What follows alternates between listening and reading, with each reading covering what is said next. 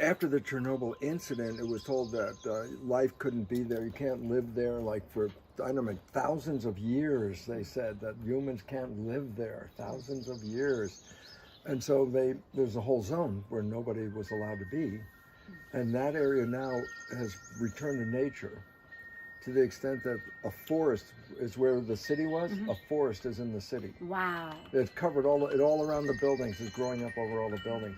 There's more wildlife in Chernobyl area than anywhere else around in the Soviet Union. Even with the radiation. Well, that was the point. It was that our fear of the radiation, and nobody told them. and so it's got the richest wildlife. And what was the point? Whatever number of years it was from destruction to a whole thing taken back to a garden is a very short period of time, okay? And the second kind of thing is there are places like in New Zealand and elsewhere where the sea has been restricted, no fishing. And so there are areas, no fishing areas there. There's fishes there at a density that hasn't been there for hundreds and hundreds of years. The fish are all there. So humans are the problem. Fish know exactly where to be because nobody's disturbing them. And but what's the point? It repopulated and replenished a place that was going downhill. So the conclusion is profoundly important, and that is this. The planet is resilient, and we are more like a virus. And that wherever we go, we kill that environment like a virus. And we kill it because we've lost the harmony of how to live in this world, is harmony, okay? So the idea is Mother Earth is showing us right now, you're the viruses. You can't be here unless you conform to the harmony of the garden, okay? If you conform, the garden will grow all back all around you, no problem at all. But there are two reasons why we have been disconnected. Number one is Judeo-Christian Genesis story. They created everything, and then they added gave us domination and added us at the end. So what is that? We didn't come from that. We were added at the end, so that was a separation. We're not part of nature. We came here after nature. Okay, so that we're separate, and then dominion, okay? Which didn't change very much when science replaced the church as the civilization's truth provider, and science goes, well, it's a result of mutations, which are random events. And I go, well, then our being here was initiated by random events. And I go, yeah. And I say, what is our purpose? And the answer is, it was random events, which then took purpose out. But in 1650, Francis Bacon created the mission statement of modern science. And the mission statement is to dominate and control nature. Same as the church story. And now with science added to it, I say, how's that going? How's that going? Yeah. And the answer is, you are nature. You can't dominate nature. You can participate in nature, but you cannot separate and dominate nature. And it's going as miserably for us internally, of course, as it's going for nature. As we're killing nature, we are also suffering. It's fractal. So whatever is going on the outside is giving a vibration of what's going on the inside. And what's going on the inside is manifesting what's going on the outside. And I used an example of that. I used the Great Depression. When everybody lost hope, the breadbasket of the United States turned into a dust bowl. It was only when they came out of that dismal, depression mentality with FDR that the dust bowl disappeared. So it's like, wow, what a coincidence. When everybody got depressed, it turned to a dust bowl, and when everybody got better, it started growing again. No, it's us.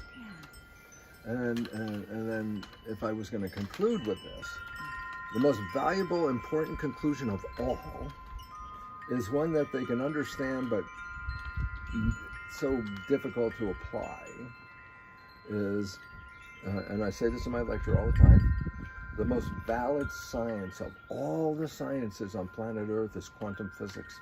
There is no science that's been tested and affirmed to be truer than quantum physics.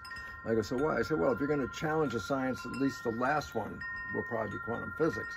I go, so significance, And this is an excerpt, the last sentence in an article in Nature, which I may have sent you years ago. And it was called The Mental Universe by a physicist from Johns Hopkins. And the last sentence, the universe is immaterial. It's mental and spiritual. Live and enjoy. And I go, this is the most prestigious scientific journal on the planet. And that's written in there. And it says it's consciousness and spirituality. And that started with Max Planck, 1927. The mind is the matrix of all matter. That the principle, that the summary principle is consciousness is manifesting this experience. And then all of a sudden it's like, yeah, that's easy to know. And I go, no, it's easy to know, but that doesn't change your life one bit. I just told you the whole secret, but that does not change one thing. Why do I know that? Because when I knew the details of all this, and I wanted to tell people, I wanted to say, oh, come in here, I want to tell you about how to create the most beautiful life. And they all come in the room, right? And I start talking, I'm going to tell you about creating the most beautiful life. And then they look at me and they go, your life doesn't look that good, Lipton. That was a wake-up call. That was a wake-up call. You can be conscious of all this, but it changes nothing in your life. And that's the problem. People think if I just study the words, I am there. And I go, nope. Because the conscious mind only works 5% of the time. So you can have the most smartest of all conscious minds, and it's 95% still coming from the program. And it's the difficulty is translating the consciousness into behavior, which is subconscious. So I have access to knowledge, but that knowledge doesn't penetrate. Just because I'm smart about it doesn't penetrate my behavior. Those are habits, and habits learn in a different way. So no matter how, wow, that's cool. That's like nothing. Subconscious has nothing to do with anything I talked about. And yet subconscious is controlling it. So the hardest part is to get a discussion across to say, basically, this is the hardest part. And I go, what? This is a truth. But if you really understand this truth, you have to change the way you are living. Because you're living by some materialistic, Darwinian, Newtonian, give me more matter, I'll be happier. And it's like, that has nothing to do with that at all. Because happiness is not an object. And so what's a revolution? Well, we've been programmed on materialism. Give me more matter. And it's like, no. Because what do you get? I love it because we did Psyche training session, and there was this professional wrestler. And his persona in the ring is like a bad guy. So he has to dress up and, do the acting and the wrestling. And I'm the bad guy. And everybody would boo him. That was his job, to be booed, And he came to Psyche because he was really depressed by it. Why? Because his job is to be hated by people. It's like, well, that's not a great job. But so we said, well, what are you looking for? And he said, well, if I could maybe be an announcer for this, I could be an announcer. And then he said, okay, and you get to be an announcer, and what is that? What's that good for? Well, if I get to be an announcer, then maybe a network will pick me up, and then I could be a sportscaster. Oh yeah, and then what? He said, well, then I'll have some more money, and then what? So then I'm buy more things. Buy more things. That was it. Then I could buy some more, whatever he said, and then and finally, we kept pushing to the last one. And it's like, and what do you get from getting this? And finally, after a litany, I'll be happy. Happiness. I'll be happy. So I remember Rob and I looked at him, and Rob says, well, you could be happy from gate one. You didn't need to do any of this stuff to be happy. Because in the mind there's a trail, and if you follow this trail, But isn't it a tragedy how many people spend so much of their lives suffering, looking to be happy, but looking in the wrong places, spending all of their time and energy to follow this trail that doesn't actually bring the happiness, because even if he actually did do all of those things, even if you simply could say, well, that was a circuitous route, but at the end it did bring happiness, that would be different. But we know you go through this whole circuitous route don't pick it and up. at the end you're still not happy. No, that's what the rich people are. They got all this money, but they're not happy. And it's like, yeah, well, you can buy anything you want. It's like, yeah, but at some point buying is not happy. I was happy to have it. And I said, well, happy didn't have to be it. Happy could be happy. But people have been programmed to conform to a machine that requires them A, to work, and B, consume. Work and consume, work and consume. And that will make this machine work like this, okay? And in terms of the environment, then, what we're seeing is that sense of consumption. Of course, everything we consume is produced somewhere. It's produced out of raw materials. And so not only do we end up tired, bankrupt, and all of, both financially and energetically, and still not happy, but we also end up buying, consuming things that are being produced in factories that are polluting the air and the water and the soil. And pillaging the resources. Exactly. With the idea that this can go on forever. And it's like, no, that's already been established that cannot go on forever. In fact, we need 2 Earths to provide the resources for today. And we don't have it, bottom line. And this becomes, this whole issue is, we have been diverted to be a programmed piece in a machine. And I loved it in the movie The Matrix. Neo asked Morpheus, what do they want, the Matrix? What do they want? And he holds up a battery. He said, to turn people into batteries. In other words, energy units to make whatever you want. To make it all work and run like that. So the Matrix is to program you to be an energy unit. So we just keep buying. And you want the inside joke that I use sometimes? We buy so much that we have to rent spaces somewhere else to store the extra stuff that we got. We have so much material, I got to rent a place to store it. But we bought it thinking it was going to make us happy. And then got put away. Exactly. And, here we are where your woods burned down last year, tragically. And I would imagine that so much of the logging is to produce more things. Mm-hmm. Well, they sure as heck cut down a lot more trees than many of us think were necessary. And then what they did is so they came up emergency, cut down the trees because they're damaged, they'll die, they'll fall over, blah, blah, blah. And interesting, they marked every tree they cut down with a green X on it. And the reason is, well, not only did they cut them down, but now they own them. So any logging with a green X belongs to the companies that cut them down. So all of a sudden, all this free wood. You can't even have your own wood on your property when they mark it like They do it on people's individual property as well. So they can come onto your property, mark your trees with a green X, and then they own the trees on your property. Wow. They come and log them and load them on a big logging truck. Trucks that take them away. What a So they're tragedy. scorched on the outside, but the wood on the inside. Well, of course, I was telling Margaret earlier that one of my favorite things when you go to Muir Woods is so many of those trees, the old growth trees, are burned at the bottom. Yeah. And the whole bottom of the tree is black. In many cases, it's hollowed out.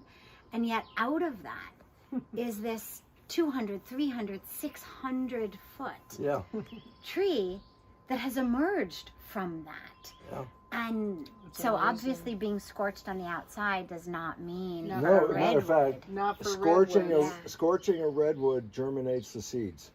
The seeds will not grow unless they get scorched. Really?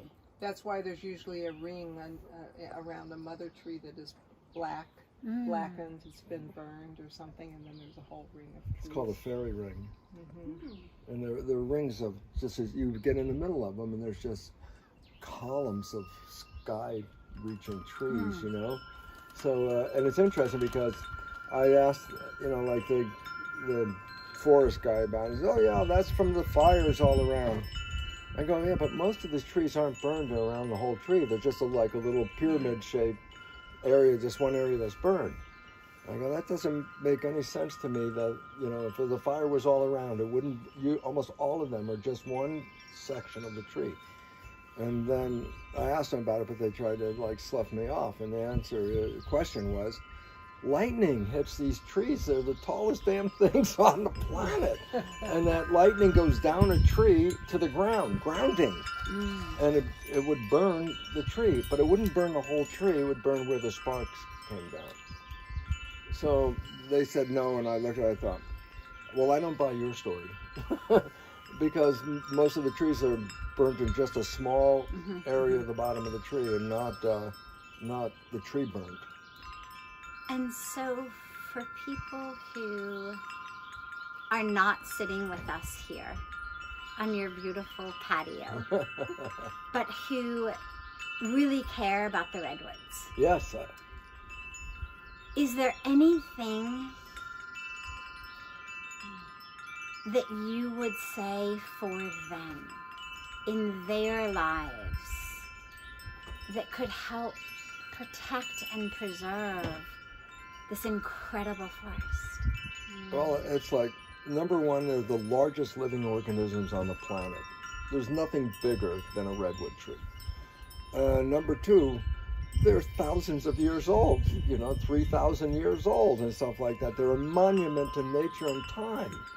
And understanding the harmony that existed here with all those redwoods. It's going back to indigenous, Native American, First Nation people in Canada, etc. They're understanding that this was a garden, and they treated it as a garden. We understand it as a resource. All of a sudden, the gardening aspect isn't as important as how much can I get out of the resource. It is so tragic, that whole concept of natural resources, as though trees and water were somehow a commodity put here for us. Yeah. That is exactly what I think majority of our culture believes and sees him as. Not as another being, not as a living organism put here for some higher purpose. And, I think even though obviously it takes a while for old growth to happen, I think planting trees, obviously, even though it's a new start. Yeah. And like when we moved here over 20 years ago. It's right behind this fir tree. Straight behind it is a ring of redwoods. If you go and look over on the porch on the other side behind this red, you can see the light. You go this way and look to the right of this evergreen tree, and there's redwood trees that have grown up 40 or 50 feet since we planted them. Yeah, and yes, it's taken over 20 years, but they're there. And they're growing someplace. So, yeah. But the idea is this: every species that came into nature came in because some species went out of balance. And the new species came in to bring the harmony back. But then generally the new species then goes out of balance. Then another species comes in. And every new species is more powerful and controlling underneath than the bottom species. But don't they go out of balance? I mean, now, whatever reason that happened before, climate change, different natural disasters, what we call natural disasters. But now it's out of balance because of us. Yes. So that's what we're talking about here now. So the point is, if you want to come back into balance, then the first thing is then we have to do stop doing what the problem is. Right. Okay? And that the idea is we had a mission, as every other animal has had a mission to be here. They didn't get here by accident. They got here because of a need, whether it's a parasite to overtake something that's growing way too fast or something like that, which then gets balanced, because when it kills a certain number, then it also goes away to a degree, right? And so the point about it is the Genesis story and the Francis Bacon story, which are both to dominate and control nature, lead the vision that we are not connected to nature, that we are a separate entity, just we're here. Right. And it's like, no, that never was the reason for being here. The reason was always to bring harmony and balance. And indigenous people knew this. Of course. Anybody who lives with the earth.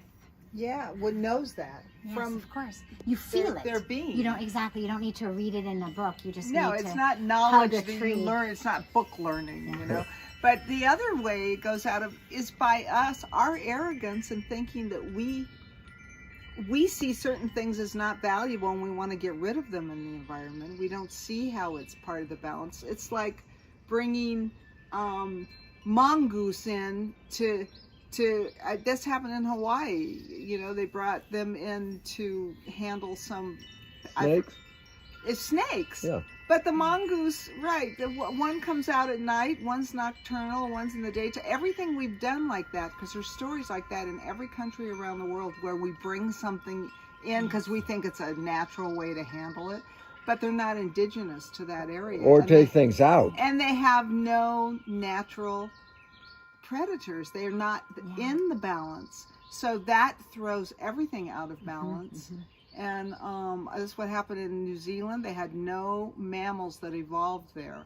That's why they had so many land birds. There was nothing that would eat a bird. There were no ground predators. Isn't that amazing? It's beautiful. It's like the Galapagos. Yeah. And then they brought possum in to. Then rats came off the On the ships. Then they brought possums to eat the Then rats, dogs but they and ate cats the trees instead. And all the ground birds You got know, eaten. Yeah. I mean, it's like there's just so many stories. I'm not. Yeah, even but aware of. and it's not just what we brought in, but taking things out, getting rid of whales, without recognizing when you really get into it, which I didn't know, is that they make these circular motions from the top of the water, go down to the bottom, and then shoot back up, and this creates a current flow that takes stuff from the tops and brings it down, but takes the bottom stuff and brings it back up again. And the bottom stuff is where all the organic food is. Oh. So for all the fish. That's why the fish, but the fish would stay up at the top because the whales would bring the nutrients up to the top. But then you cut the whales out and there's no current flow. Right. And all of a sudden parts of the sea that depended on whales to make a flow because that recirculated Then the fish material. are dying out. Right. Well, and we just had a couple of days ago. It was World Bee Day, and I learned that they are the world's biggest pollinators. And you think most people think, yeah, things would be better off without bees, right? I mean, don't worry about getting stung. And yet you don't even realize actually that if bees didn't exist, nothing would exist. There would not be food. Yeah. Right. And so now we have two hammers: the loss of the bee population, and then the destruction of the growing environment at the same time by people, and the other lost one that's a really big one because the story is so beautiful when it comes circle is killing the wolves, and then when they reintroduced them, they found. Everything changed in the environment. The plants changed, the animals that lived there, just from taking out the one species. Wow. And that one species was so important in keeping a balance that when it got thrown out, the balance went way off, and then it turned into not viable land as much as it was because we killed the wolves because they didn't want them to attack something, and the wolves only attacked the weakest of elements. Yeah. So they were doing nature's pruning. Yeah. But then we know better, so we got rid of them. And the pesticides. And killing. Well, that's of course. Which now instead of like the whales and like everything we're talking about, instead of learning what the value of things are, or how to work with nature by improving things so that there are good insects that come to eat those insects, we just think we'll just kill them and spray all the chemicals on the ground, Yeah. and then make the food toxic, and it seeps into the groundwater, and the groundwater is toxic, and then the rivers are toxic, and then And that people drink Roundup, from the which exactly. And was look how long it took us to figure out that spraying poison on food poisons us. Isn't that funny? I mean, you think, How could we not realize that spraying poison kills us? To me, those caveats that they put on things about could cause birth defects or pregnant women should be careful. I've always thought about, well, all of us are really just big fetuses. It's not like a fetus is a different species from us. We're basically just big fetuses. And if something is so detrimental to a fetus, you think, really? It's not going to be detrimental to us? Of course it is. Where's the connection? Yeah. I mean, and even if it's detrimental to a ladybug. Exactly. Yeah, a little bit of some different DNA here and there. But that life is the same. Right. And if you're detrimental to life, you're going to be detrimental to all of life. That's right. And the idea that it's really put into the mind of a separation. I am not nature. Well, it's well, yes, you are. Sorry, but that was wrong. And that's why planetary health and human health are hand in hand. Yeah. And since we've undermined planetary health, humans are now in health crises everywhere around the world. Yeah. Because they're not in harmony, no more harmony. Of course. Well, the idea that without clean water and clean soil and clean air, we could possibly be healthy at all is just ridiculously tragic, or tragically ridiculous. Well, and this issue of controlling, and the one that is like the most abominable one for me is controlling water. Mm-hmm. Oh, you want water, you have to pay for it. It's like, huh? What? That is like, you can't own the water. But somebody does. Yeah.